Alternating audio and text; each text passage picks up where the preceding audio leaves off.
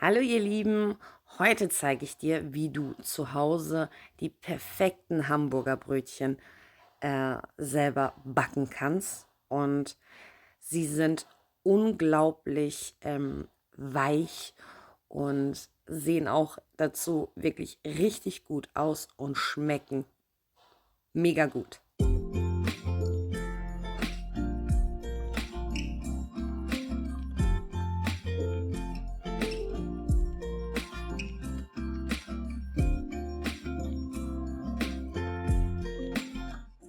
Dann lass uns anfangen. Im ersten Schritt werden alle flüssigen Zutaten in die Knetmaschine gegeben. Wasser, Milch plus Zucker und das Ei. Und am Ende kommt die Hefe hinzu.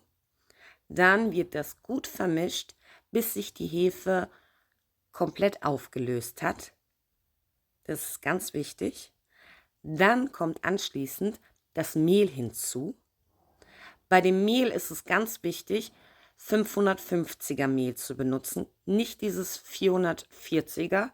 Genau, das ist nämlich für mehr Kuchen, Plätzchen. 550er ist halt für zum Brotbacken geeignet.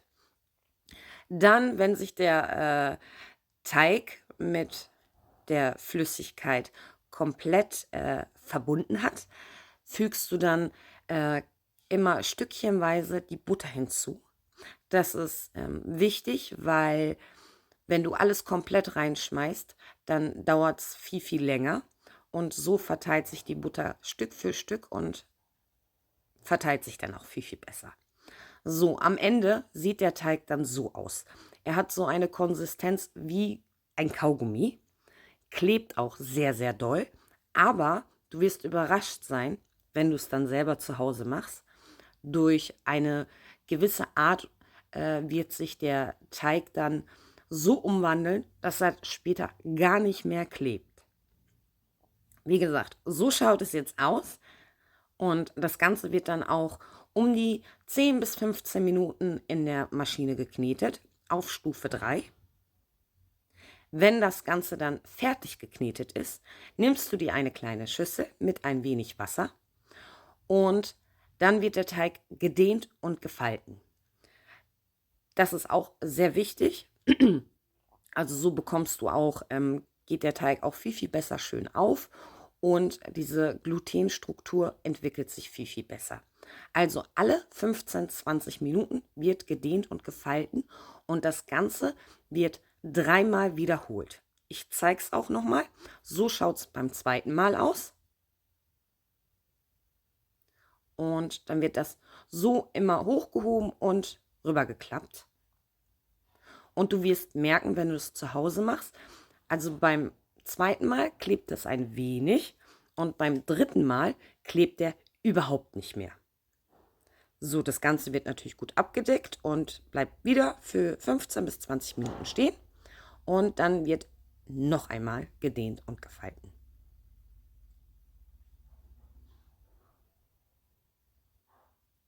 Hände schön nass machen. Du könntest das Ganze auch, indem du die Schüssel einfach ein wenig einölst und das dann machst. Das würde auch gehen. Ich fand es jetzt passender, das mit dem Wasser zu machen. Und es ging auch gut. So, das Ganze wird abgedeckt. So, nach 15, 20 Minuten wird der Teig auf die Arbeitsfläche gestürzt und die Arbeitsfläche gut bemehlen.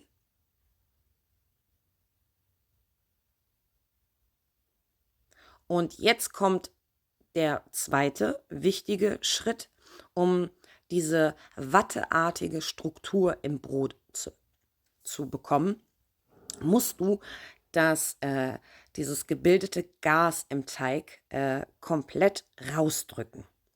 Und das schaffst du, indem du das jetzt immer wieder von oben nach unten, also von oben nach unten, die Gasbläschen rausdrückst.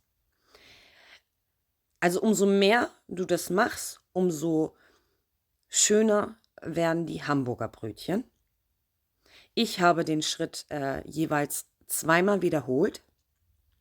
Du könntest es auch theoretisch gesehen komplett weglassen, aber würdest dann halt nicht dieses Ergebnis bekommen. Wenn du sie dann beim ersten Mal entgast hast, also so, dass keine Bläschen mehr übrig sind, dann klappst du den Teig wie ich gleich zusammen.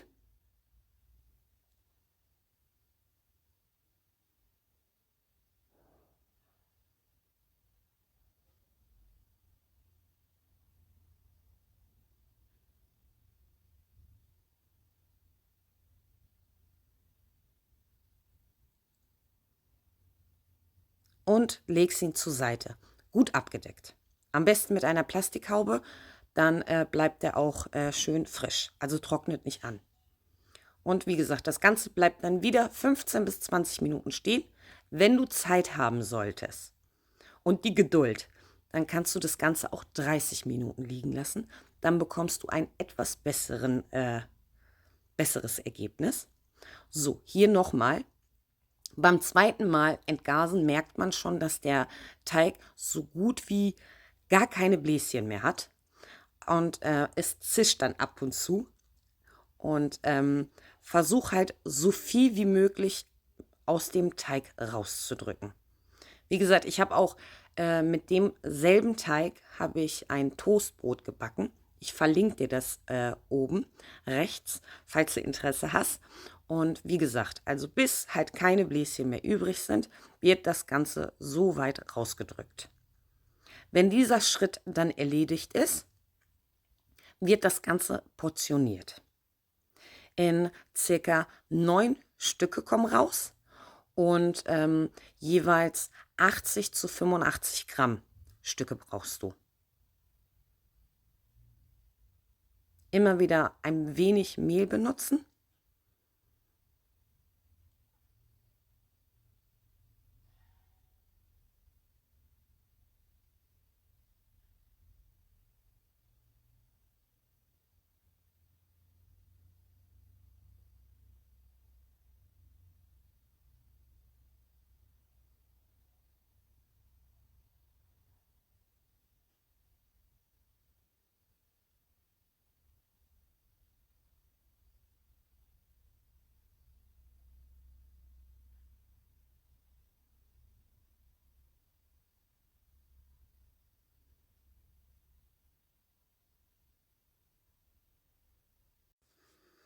Wenn du dann mit dem Schritt fertig bist, werden dann aus den Teiglingen, wirst du das Ganze dann zu richtig schönen Kugelformen. Da ist es wichtig, dass die Seiten so eingeklappt werden, wie ich das jetzt gerade mache. Falls du es noch nie gemacht hast, ist es total einfach und es wird dann in der Hand so jeweils gedreht. Und die Arbeitsfläche, da darf kein Mehl sein, weil wenn du Mehl auf der Arbeitsfläche hast, ist es schwer, die so rund zu bekommen.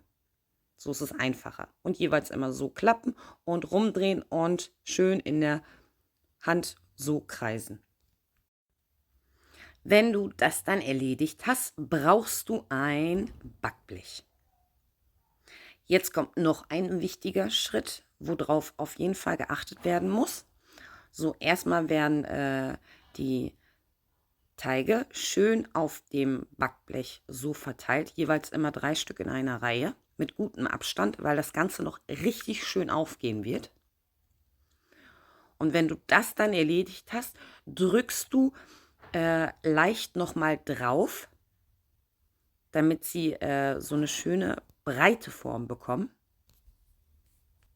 Wenn ihr den Schritt dann erledigt habt, nehmt ihr euch eure Plastikhaube oder eine Klarsichtfolie. Die muss dann nochmal, muss das Ganze abgedeckt für mindestens 2 Stunden an einem warmen Platz bleiben, damit sie richtig schön aufgehen. Also es ist wirklich sehr wichtig, keine Stunde, sondern 2 Stunden. Und so sieht das Ganze nach 2 Stunden aus. Da nehmt ihr dann die Folie dann ganz vorsichtig ab, weil ihr seht, es klebt dann ein wenig, nicht zu viel, nicht zu schnell wegziehen, ansonsten habt ihr im Teig Risse. Und wenn ihr das dann erledigt habt, braucht ihr dann gleich ein Ei. Und das Ganze wird dann nochmal mit einem Ei bepinselt. Das hat den Vorteil, dass die Hamburger Brote diese ganz besondere Farbe bekommen, wie ihr das ganz am Anfang im Video gesehen habt. Falls ihr das nicht drauf schmieren solltet, bekommt ihr eher so eine ganz helle Farbe und das will man ja nicht. Also wir wollen ja richtig diese Original Hamburger Brote. Und deswegen ist es wichtig, wirklich die Eimasse überall hinzuschmieren. Also an den Seiten, nicht nur oben, sondern auch Seiten. Und wenn ihr an die Ränder kommt, dann natürlich auch an die Ränder. Und wenn ihr das dann erledigt habt, könnt ihr optional noch Sesam benutzen. Also ich mag es, wenn noch Sesam drauf ist. Und wenn man es nicht mag, dann kann man es auch natürlich weglassen. Das ist halt jedem selbst überlassen. Wenn das dann erledigt ist, wird dann der Backofen auf 190 Grad Umluft vorgeheizt. Und die Hamburger Brote kommen dann für circa 15 bis 20 Minuten in den Backofen auf mittlerer Schiene. Und falls dir das Video bis hierhin gefallen hat, vergiss nicht einen Daumen da zu lassen. Ja, wie gesagt, und wenn das Ganze dann fertig ist, ist man einfach nur unglaublich überrascht über dieses richtig tolle Ergebnis. Und es mag vielleicht sein, dass sich das echt nach viel Arbeit anhört, aber wenn man es dann einmal gemacht hat, dann ist es eigentlich gar nicht. Also es sind nur diese Schritte, wo man halt warten muss. Und das zieht das halt ein bisschen in die Länge, aber man ist ja zu Hause und ja, dann macht man halt was anderes, den Haushalt oder je nachdem und stellt sich den Wecker und ja, und wenn man das dann alles hat, dann hat man halt wirklich diese wundervollen Hamburger Brote, nenne ich sie. Also ich finde sie wirklich richtig gut.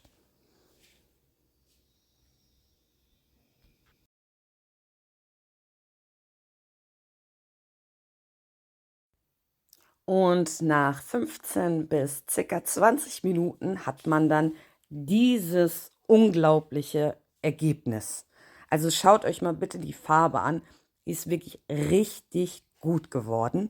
Ein kleiner Tipp noch, wenn sie frisch aus dem Backofen kommen, sprüht das Ganze nochmal mit Wasser ein.